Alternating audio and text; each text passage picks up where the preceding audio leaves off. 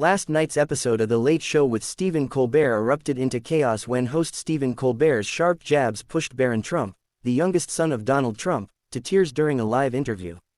The confrontation, which began as a seemingly standard talk, quickly escalated into a heated clash, leaving viewers stunned and social media ablaze.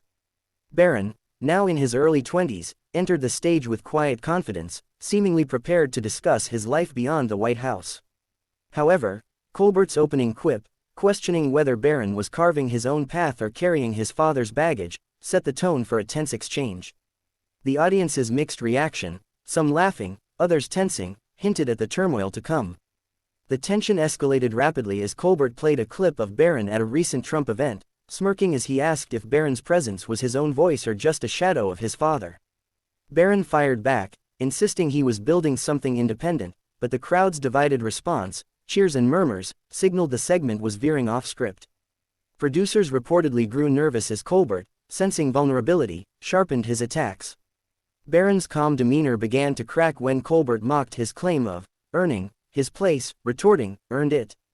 You're writing a name." The audience gasped, some shouting support while others filmed the unfolding drama. Colbert's relentless jabs grew personal as he accused Barron of privilege, calling him Trump 2.0, all shine, no grit. Barron, visibly stiffening, countered that he had worked hard, but Colbert smirked, dismissing his efforts as spoon-fed advantages. The crowd's reaction grew louder, some chanted, "Tell him, Barron," while others laughed, as the host pushed further, calling Barron an echo, asterisk of his father. Barron, leaning forward, shot back, "You mock my life, Stephen. I've faced more than you know." Colbert, seizing the moment, pointed out Barron's trembling hands, sneering, "Privilege doesn't fight." The studio buzzed with tension. The clash reached a boiling point when Barron, his voice rising, declared, "I'm not your punching bag, Stephen. I'll stand my ground." Colbert, grinning, retorted, "Stand your ground. You're shaking, Barron, cracking under my lights." The audience erupted, some standing, others yelling, as producers signaled for a break. Barron, refusing to relent, shouted, "I'm not cracking. You're nothing." His defiance wavered, his voice quivering, and insiders noted he was on the verge of tears. Colbert, unyielding, fired back, "Nothing. You're crumbling, Barron." The studio crackled with chaotic energy. As the confrontation spiraled, Colbert delivered a brutal montage of Barron at Trump rallies, silent beside his father, and mocked, "That's vintage Trump, but is it your voice?" Barron, jaw clenched, insisted he was his own man, but Colbert's smirk widened. "Spine. You're trembling, Barron. Daddy's shadow is all you've got." The audience roared, some chanting, "Break him." As Barron's composure frayed, he snapped, "I'm not a shadow. You're the puppet." But his voice trembled, and his flushed face betrayed his distress. Clips of the exchange flooded social media, with hashtags like #BarronCracks* trending. The breaking point came when Colbert, coldly grinning, declared, "Tears are your load, Barron." Barron, eyes glistening, slammed the desk and shouted, "I've carried more than you'll ever lift." But his voice cracked. A hush fell as he swiped at his eyes, denying he was crying, "It's for them, not you." As tears streamed down his face, Colbert leaned in, merciless, "Them. You're weeping for yourself, Barron." The crowd's reaction was polarized, some cheered, others gasped, as Barron's sobs grew audible. His mic picked up his ragged breathing, and the studio descended into stunned silence. In a final, desperate retort, Barron stood, yelling, "I'm not breaking. You're done." But his voice shattered. Colbert, triumphant, shot back, "Done. You're a tear-soaked mess, Barron." The audience erupted, some chanting, "Cry, cry," as Barron, unable to contain his emotions, ripped off his mic and hurled it. The crash echoed as he stormed off stage, sobbing, "I can't take this, you're vile." Colbert, laughing, called after him, "Run off, Barron. Drowned in my spotlight." Security scrambled to escort Barron out, but he thrashed, yelling, "Let me go. I'll walk," before vanishing into the wings. The aftermath was instant. Social media exploded with clips of Barron's collapse, Colbert destroyed Trump's son. While his defenders argued the host went too far. Backstage, Barron reportedly slumped against a wall, whispering, "He's a monster," as aides rushed to console him. Colbert, meanwhile, reveled in the victory, opening his next show with, "We had a Trump, he brought tears, I brought the heat." The episode's ratings soared, but critics questioned whether the brutal takedown crossed a line.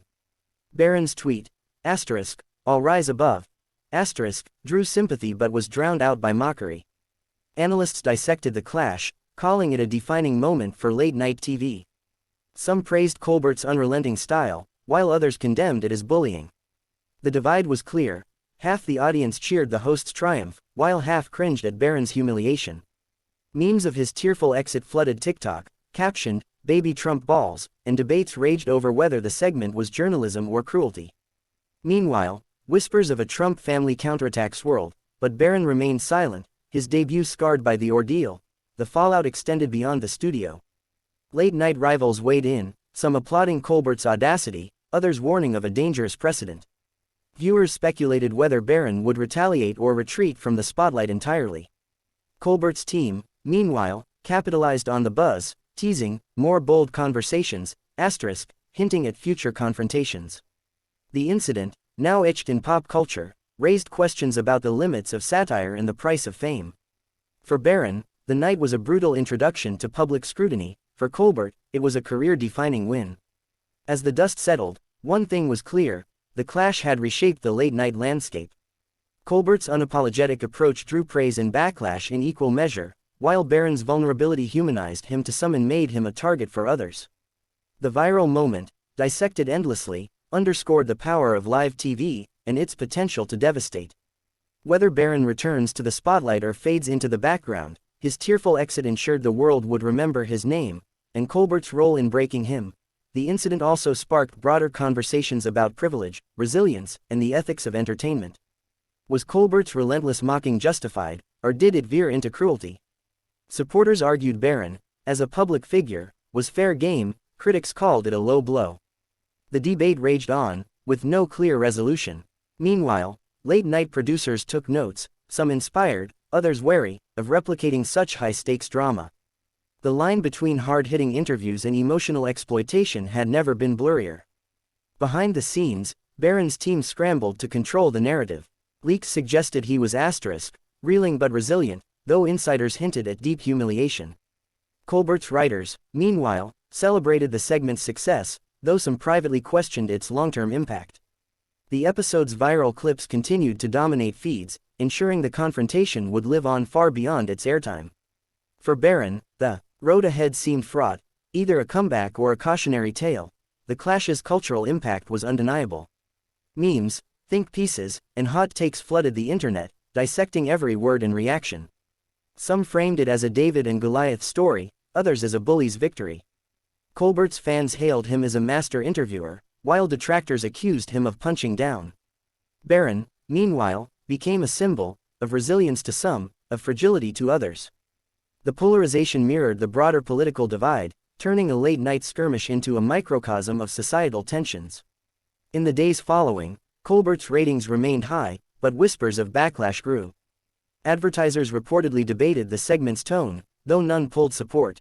Barron's allies, including family members, condemned the interview as vicious and unfair, but their statements lacked the viral reach of his breakdown.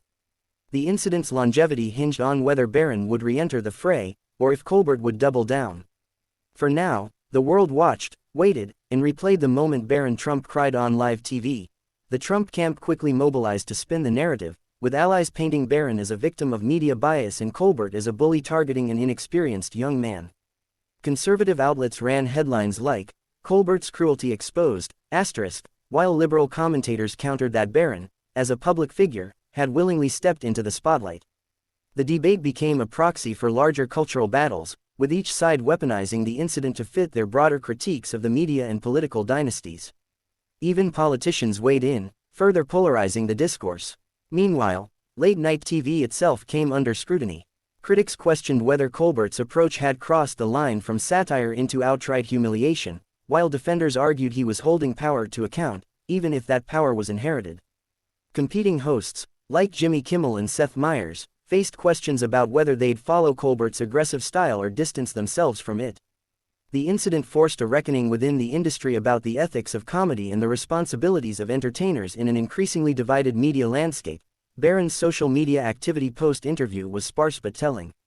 His lone tweet, "I'll rise above," was flooded with both supportive messages and vicious taunts.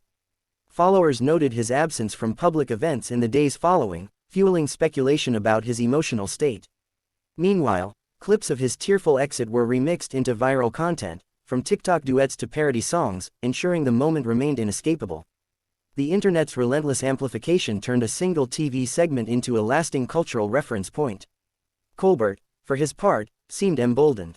In his next monologue, he quipped, "Some people can't handle the truth, or my jokes," to raucous applause. His writers reportedly brainstormed follow-up segments, including Barron Trump crying meme countdown. While some praised his refusal to back down, others accused him of kicking a man while he was down. The divide highlighted a key question: was this just comedy, or had Colbert become a partisan gladiator in the arena of late-night TV? Behind the scenes, sources claimed Barron's family was furious. Donald Trump reportedly fumed privately, while Melania Trump was said to be devastated by her son's humiliation. Rumors swirled about potential legal action or a planned media counteroffensive, but no concrete steps materialized.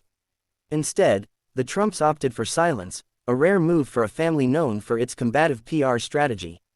The decision to retreat, rather than escalate, suggested they understood the risks of prolonging the story. Media analysts noted the interview's broader implications for nepotism in the public eye. Barron's attempt to carve his own identity outside his father's shadow had backfired spectacularly, reinforcing the challenges faced by heirs of famous figures. The segment became a case study in the perils of inherited fame, with some arguing Barron never stood a chance against Colbert's seasoned ruthlessness. Others countered that if he wanted a public career, he needed thicker skin.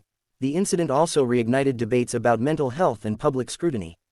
Psychologists weighed in, cautioning against the emotional toll of such high-profile takedowns, especially on younger figures. Mental health advocates criticized Colbert for normalizing punching down under the guise of satire. Meanwhile, comedians pushed back, arguing that public figures, regardless of age, opt into the arena and must endure its challenges. The clash of perspectives underscored society's unresolved tension between accountability and empathy. In the weeks that followed, Colbert's show saw a surge in viewership, particularly among younger demographics drawn to the drama. Advertisers capitalized on the buzz, though some brands quietly distanced themselves from the controversy. Barron, meanwhile, retreated entirely from public life, fueling speculation about his next move. Would he return with a vengeance, or had the experience scared him off the spotlight for good? The unanswered questions kept the story alive. The Late Show's writers' room reportedly treated the incident as a blueprint for future confrontations, brainstorming ways to replicate its viral intensity. This raised ethical concerns about whether emotional breakdowns were becoming a sought-after spectacle in late-night TV. Critics warned of a race to the bottom, where humiliation eclipsed humor, while producers argued audiences demanded unfiltered, high-stakes entertainment. The line between journalism and exploitation had never seemed thinner. Meme culture ensured the moment's longevity. Barron's tearful face was photoshopped into everything from movie posters to Renaissance paintings, while Colbert's "drowned in my spotlight" line became a catchphrase. Internet forums dissected every frame of the interview, from Barron's body language to Colbert's smirk, turning the clash into an endlessly analyzable text. The digital afterlife of the segment guaranteed it would outlive its initial broadcast. Surprisingly, the incident also sparked sympathy for Barron in unlikely quarters. Some liberal commentators, typically critical of the Trumps, admitted discomfort with how easily Colbert had dismantled a relatively inexperienced interviewee. "He's not his father," one wrote, "and treating him as such feels unfair." This nuanced take, however, was drowned out by the louder, more polarizing reactions that dominated the discourse. Colbert's competitors faced newfound pressure to match his intensity. Jimmy Fallon, known for his lighter approach, was suddenly fielding questions about whether he'd pull a Colbert on future guests. The incident had reshaped expectations for late-night interviews, with audiences now anticipating conflict over camaraderie. The shift threatened to redefine the genre entirely. Barron's absence from the public eye only fueled curiosity. Paparazzi shots of him looking subdued in New York City led to speculation about his mental state, while anonymous sources claimed he was reevaluating his future. Whether this meant a retreat from politics or a planned reinvention remained unclear. What was certain? His next move would be scrutinized like never before. The interview's legacy was cemented when journalism schools added it to their curricula as a case study in media power dynamics. Professors debated its ethical implications, while students reenacted the clash in mock interviews. The segment had transcended entertainment, becoming a cultural touchstone that encapsulated the era's media frenzy and political divisiveness. As the dust settled, one truth remained: the clash between Colbert and Barron wasn't just about two men, it was about the collision of fame, power, and media in the 21st century. Whether seen as a triumph of satire or a cautionary tale of cruelty, the moment would linger in public memory, a reminder of what happens when the spotlight burns too bright. For Barron, Colbert, and the audience, there was no going back, only the question of what came next.